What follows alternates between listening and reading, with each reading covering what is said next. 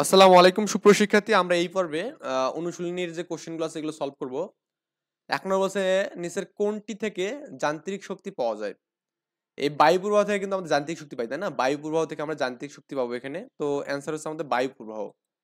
এই কোশ্চেনটা অনেকবার আসছে এখানে। সো এখানে দেখুন কতবার আসছে, 17 সালে এবং 16 সালে আসছে কোশ্চেনটা।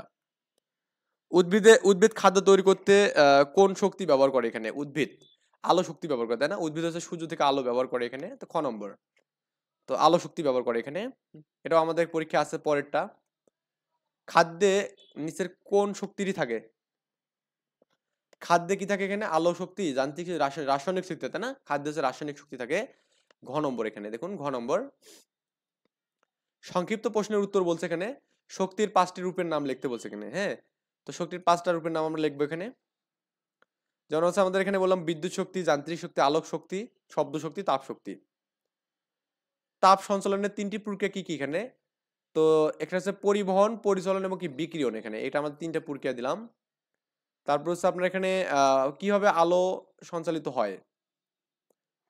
আলো বিকিরণ পদ্ধতিতে সঞ্চালিত হয়। আলোর সঞ্চালনের জন্য কোনো মাধ্যমের প্রয়োজন হয় না। সূর্য থেকে আমরা এই পদ্ধতিতে আলো পেয়ে থাকি। পরমাণু কি? খালি চোখে দেখা যায় না পদার্থের এমন সূক্ষ্ম কণাই হচ্ছে পরমাণু। এটি মৌলিক পদার্থের ক্ষুদ্রতম কণা। পরমাণুর কোনো স্বাধীন সত্তা নেই এখানে। গিটার বাজানো হলে কোন ধরনের শক্তি উৎপন্ন হয়? এখানে শব্দ শক্তি হয়, তাই না? গিটার বাজানো হলে শব্দ শক্তি উৎপন্ন হয়। গিটারের তারে হাত দিয়ে কম্পন সৃষ্টি হয়। এই সৃষ্ট কম্পনের ফলে যান্ত্রিক শক্তি শব্দ শক্তিতে রূপান্তরিত হয়। ওকে, তো এরপরে আমাদের এখানে বলছে যে ক নম্বর, এখানে রচনামূলক কোশ্চেন, যখন টিভি চালানো হয় তখন শক্তির কি কি রূপ ঘটে? এখানে যখন টিভি চালানো হয় তখন বিদ্যুৎ শক্তি পরিবর্তিত হয়ে আলোক শক্তি, তাপ শক্তি এবং শব্দ শক্তিতে রূপান্তরিত হয়। টিভির প্লাগ কোনো বিদ্যুতের উৎসের সাথে যুক্ত করলে এর ভিতর দিয়ে বিদ্যুৎ টিভিতে প্রবাহিত হয় এবং এই বিদ্যুৎ টিভির ভিতরে যন্ত্র দ্বারা আলো শক্তি এগুলোতে আমাদের রূপান্তরিত হবে। ওকে, আচ্ছা, কিছু তাপ উৎপন্ন হবে, টিভি গরম হয়ে যায়।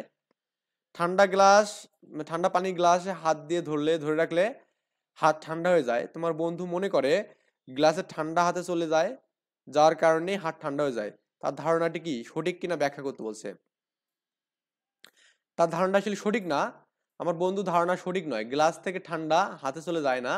ঠান্ডা এবং গরমের অনুভূতি নির্ভর করে যথাক্রমে আমাদের কিসের উপর বলুন তো? আমাদের এখানে শরীর থেকে তাপ বের হয়ে যাওয়া এবং শরীরে তাপ প্রবেশ করার উপর। এখানে তাপ উচ্চতর আহ, তাপমাত্রা পদার্থ থেকে নিম্নতর তাপমাত্রা পদার্থে প্রবাহিত হয়।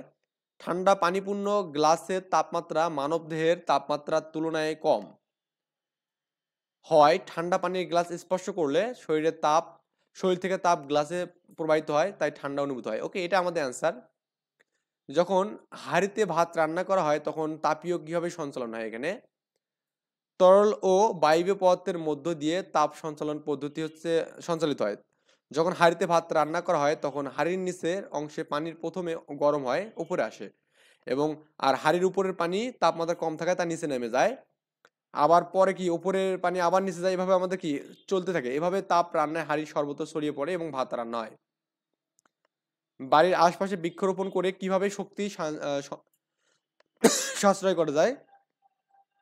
বাড়ির আশপাশে বৃক্ষরোপণ করা হলে গাছপালা আমাদের ছায়া প্রদান করে। এছাড়াও বাড়ির চারপাশে গাছপালা ঘেরা হলে সূর্যের আলো তুলনামূলকভাবে কম হারে কি বাড়ির ছাদ এবং দেওয়ালে উত্তপ্ত করে। এতে গরমের অনুভূতি কম হয় এবং বৈদ্যুতিক পাখা ব্যবহার কমে যায়। এভাবে কিন্তু বাড়ির আশপাশে বৃক্ষরোপণ করে আমরা কিন্তু শক্তি সঞ্চার করতে পারি এখানে। তো আপনি চাইলে এখানে যে অতিরিক্ত কোশ্চেনগুলো পড়তে পারেন, এখান থেকে আমি স্ক্রিনশট আপনি নিতে পারেন। ওকে, আবার সংক্ষিপ্ত কোশ্চেনগুলো আছে। সো আজকে এখানেই শেষ করে দেবো ইনশাল্লাহ।